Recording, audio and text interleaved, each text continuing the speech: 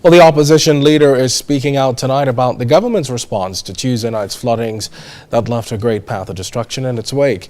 Dr. Hubert Minnis telling ZNS News that he believes Prime Minister Perry Christie has been too slow in responding. And while the National Emergency Management Agency, NEMA, is responsible for conducting the initial assessment, there are other areas, Dr. Minnis says, the government could have addressed in a more timely fashion. He should have already called an emergency cabinet meeting, and from that meeting they should have already announced some form of exigency orders where they would have given individuals a certain time frame to replace all the products that they have lost. Dr. Hubert Minnis, along with Member of Parliament for St. Anne's Hubert Chiplin, carried out assessments in areas like Pinewood Gardens, Nassau Village, St. Anne's, and Elizabeth. And what they found today was no different than what we saw in the immediate aftermath of the floods. Walking through Pinewood Gardens, Dr. Minnis says, was perhaps most heart-wrenching. Individuals, they're hurting. They're hurting. You have to go in and see it. They're hurting. There's one particular street in Pinewood that's underwater. People have lost everything. Shoes are outside, tennis are outside, they're trying to dry out. Their clothes are outside trying to dry out. They've lost everything, and nobody has said anything to them yet. But the government isn't the only one that's being criticized in all this.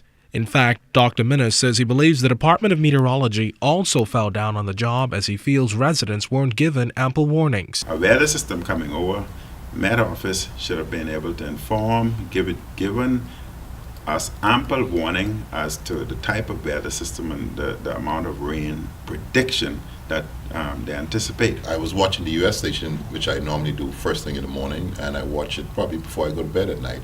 And they had a system come through the Miami area, Fort Lauderdale area, which was severe.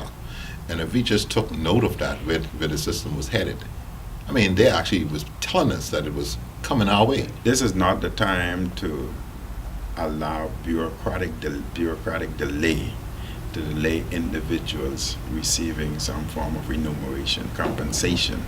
I think this is a time to accelerate the process so that those who have insurance coverage would be compensated as quick as possible. And I'd ask insurance companies to please look at that and deal with that as expeditiously as possible.